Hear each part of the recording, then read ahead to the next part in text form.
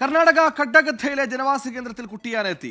ഇന്നലെ വയനാട് പുൽപ്പള്ളിക്കടുത്ത് ചേകാടി സ്കൂളിലെത്തിയ കാട്ടാനക്കുട്ടിയാണ് ഇതെന്നാണ് സംശയം. കേരളത്തിൽ നിന്നുള്ള വനംവകുപ്പ് സംഘം കർണാടകയിലേക്ക് പുറപ്പെട്ടു. സുർജിത്ത് അയ്യപ്പത്ത് വയനാട് ചെയ്തു. സുർജിത്ത്, ഇന്നലെ ഏറെ കൗതുകവും അല്പം രസകരവുമായ കാഴ്ചകളൊക്കെ സമ്മാനിച്ച കുട്ടിയാനയാണ് ഇന്നലെ വനത്തിൽ കൊണ്ടുവിട്ടതാണ്. അത് വനത്തിലേക്ക് കയറുന്നില്ല, വീണ്ടും നാട്ടിലേക്ക് തന്നെയാണ്. എന്താണ് വിവരങ്ങൾ? അത് തന്നെയാണോ? ഉറപ്പിച്ചിട്ടുണ്ടോ?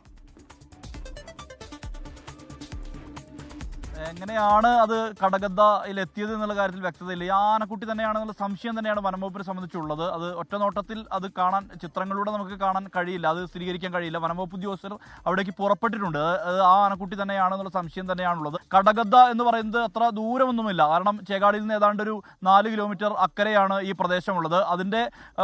ഇതിന്റെ പ്രധാന പ്രശ്നം എന്ന് പറയുന്നത് കബനി നദി മുറിച്ച് കടക്കണം, എന്നാൽ മാത്രമേ അപ്പുറത്തേക്ക് കടക്കാൻ കഴിയുള്ളൂ, കർണാടകയുടെ കടഗദ്ധ പ്രദേശത്തേക്ക് കടക്കാൻ കഴിയുള്ളൂ എന്നുള്ളതാണ്.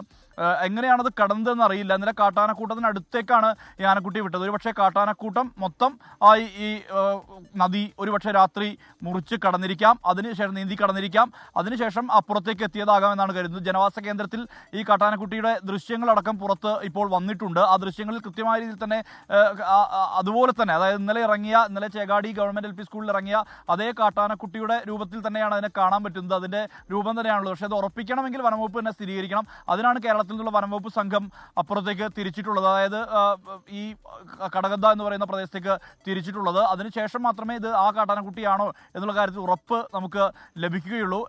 നമ്മൾ റേഞ്ച് ഓഫീസർ രാജീവുമായി സംസാരിച്ചിരുന്നു. അദ്ദേഹം പറയുന്നത് അവിടേക്ക് വനംവകുപ്പ് സംഘം തിരിച്ചിട്ടുണ്ട്. ഇന്നലെ കാട്ടാനക്കൂട്ടത്തിന് അടുത്ത് തന്നെയാണ് ഈ ആനക്കുട്ടിയെ ആക്കിയത്. ഒരുപക്ഷെ കാട്ടാനക്കൂട്ടം പൂർണ്ണമായും നദി മുറിച്ച് കിടന്നിരിക്കാം. ആ മുറിച്ച് കിടന്ന ഘട്ടത്തിലാകാം. കാരണം കുത്തൊഴുക്കാണ് കബനി നദിയിലുള്ളത്. സ്വാഭാവികമായി ഇത് എങ്ങനെ എത്തി എന്നുള്ള കാര്യത്തിൽ ഇനിയും വ്യക്തത വരേണ്ടതുണ്ട്. ഒരുപക്ഷെ വനംവകുപ്പിന്റെ ഉൾപ്പെടെയുള്ള നിഗമനം ഇത് കാട്ടാനക്കൂട്ടത്തിനൊപ്പം തന്നെ ഇത് നീന്തി അക്കരയ്ക്ക് കടന്നിരിക്കാം. അതിനുശേഷം ജനവാസ മേഖലയിലേക്ക് എത്താനുള്ള സാധ്യതയാണ് കാണുന്നത്. എന്തായാലും കാട്ടാനക്കുട്ടി ഇപ്പോൾ കർണാടക വനംവകുപ്പിന്റെ കൈവശമാണ് ഇപ്പോൾ ഉള്ളത്.